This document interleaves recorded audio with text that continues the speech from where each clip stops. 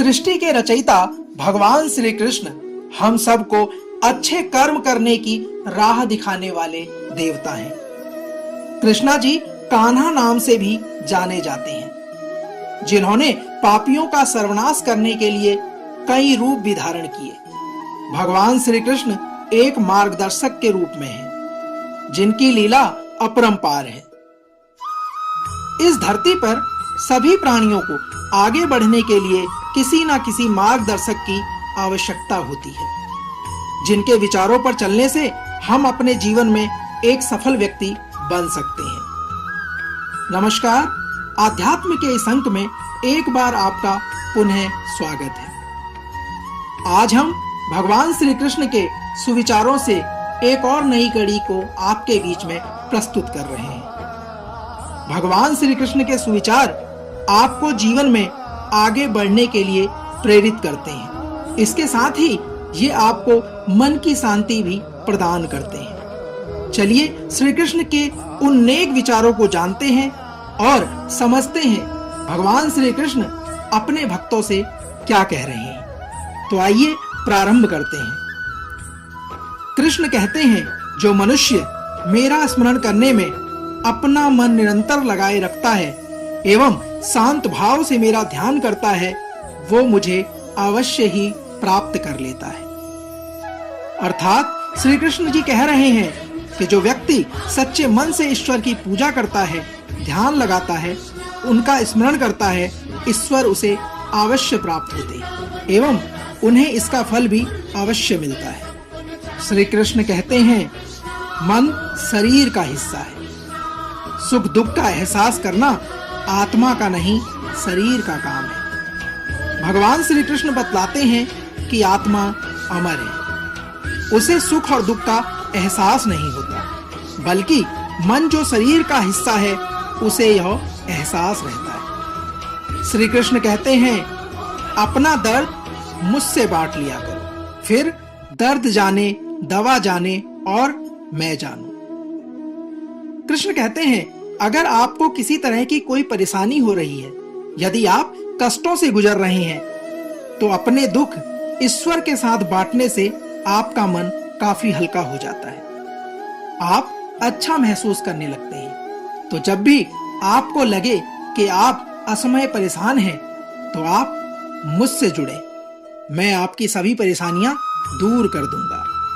कृष्ण कहते हैं, एक बुद्धिमान व्यक्ति ना कभी जीवित के लिए शोक करता है और ना ही मृत के लिए। श्री कृष्ण के अनुसार जीवन मरण तो इस संसार का नियम है। ऐसे में हमें किसी के जन्म लेने या मरने से शोक नहीं मनाना चाहिए, उसके लिए ज्यादा दुखी नहीं होना चाहिए। कृष्ण कहते हैं, मन शरीर का हिस्सा है। सुख दुख का एहसास करना आत्मा का नहीं, शरीर का काम है।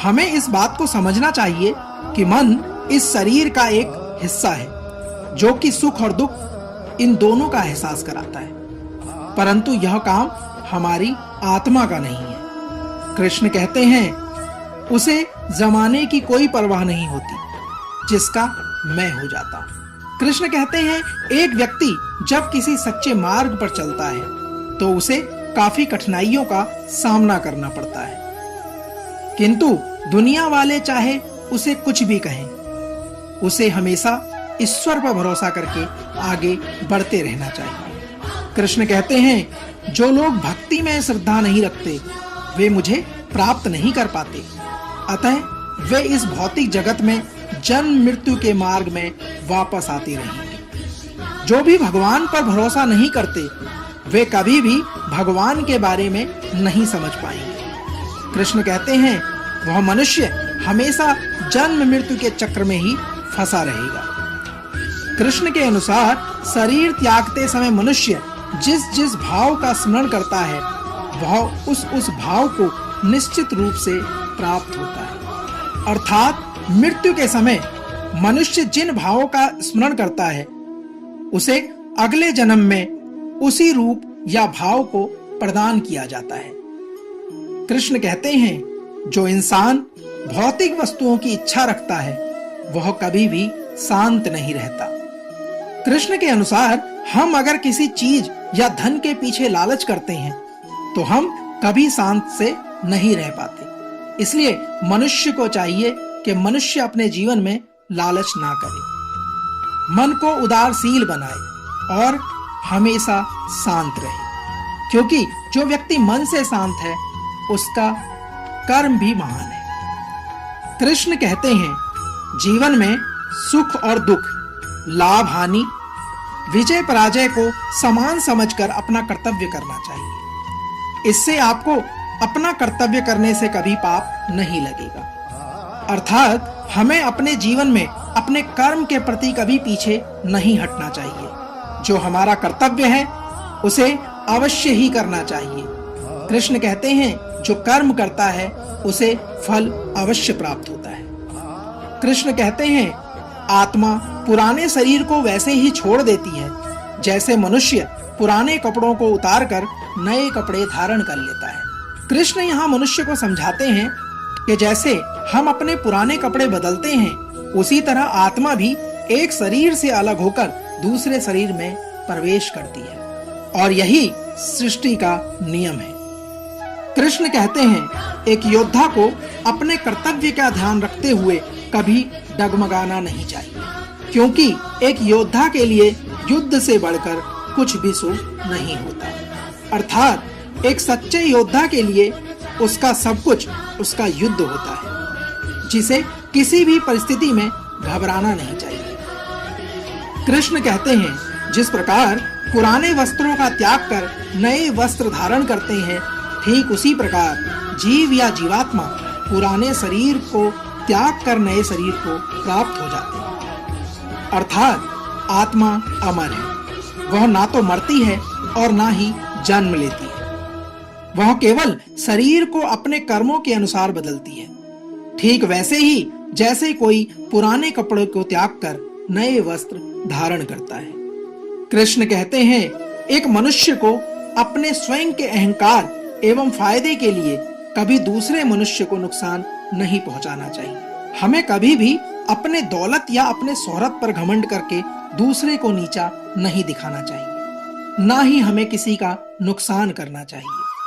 कृष्ण कहते हैं, यदि हम किसी को नीचा दिखाते हैं तो ये हमारे कर्म के अनुसार ठीक नहीं है। जिस मनुष्य का मन दुख से विचलित नहीं होता, जो सुख की लालसा नहीं करता और जो राग, भय और क्रोध से पूरी तरह मुक्त है, उसे स्थिर बुद्धि का प्रबुद्ध संत कहा जाता है। श्री कृष्ण कहते हैं, हमें अपने आप को संयम बनाना चाहिए और साथ ही लालच से दूर रहना चाहिए। जो मनुष्य अपनी इंद्रियों को शांत और स्थिर रखता है, वह एक बुद्धिमान मनुष्य है। इसलिए मनुष्य को चाहिए कि वो अपने आप पर संयम रखे। आप उनके लिए शोक क्यों करते हैं जो दुख के योग्य है ही नहीं। बुद्धिमान व्यक्ति ना तो किसी जीवित के लिए शोक करता है और ना ही किसी मृत के लिए। कृष्ण के अनुसार जब कोई व्यक्ति मर जाता है तो उसके बाद हम उसके लिए शोक मनाते हैं। वो तो उसका भाग नहीं होता, फिर ऐसे में हम उसके लिए शोक क्यों मनाएं? एक सच्चा मनुष्य कभी किसी के मरने पर दुखी नहीं होता। कृष्ण कहते हैं, मृत्यु सत्य है। कृष्ण कहते हैं, जो यह समझता है कि आत्मा मरती है वह अज्ञानी है, क्योंकि आत्मा ना तो मरती है और ना ही उसे कोई मार सकता है। अर्थात आत्मा ना ही कभी मरती है और ना ही किसी को कभी मारती है। यदि कोई मनुष्य ऐसा सोचता है तो कृष्ण कहते हैं वो मनुष्य मूर्ख है। कृष्ण कहते हैं, बिना स्वार्थ के एवं बिना फल के लालसा के किए गए सर्वोत्तम कार्य कर्म योग या सेवा कहलाता है। कृष्ण के अनुसार बिना अपने फायदे के किसी की मदद करना या दान करना ही सच्ची सेवा कहलाती है। कृष्ण कहते हैं, जिंदगी के इस रण में खुद ही कृष्ण खुद ही अर्जुन बनना पड़ता है। रोज अपना ही सारथी बनकर जीवन के महाभारत से लड़ना पड़ता है। अर्थात हमारे आम जीवन में कई कठिनाइयां आती हैं। ऐसे में हमें खुद ही उसका हल निकालना चाहिए एवं उससे निकलना चाहिए, क्योंकि आपकी हर छोटी बड़ी समस्या के लिए ईश्वर नहीं आ सकते। आपको अपना कार्य खुद ही करना पड़ेगा।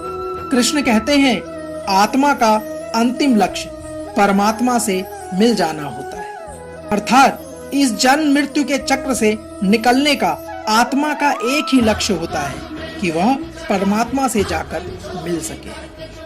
आज के इस अंक में हमने भगवान श्री कृष्ण के उन सुविचारों से आपको अवगत कराया जो उन्होंने कुरुक्षेत्र के मैदान में अर्जुन को दिया। ये सुविचार मनुष्य के जीवन में आध्यात्म, कर्म और भक्ति भाव पैदा करते हैं। मनुष्य जो कर्म योग, धर्म योग और भक्ति योग के साथ जुड़ने लगता है।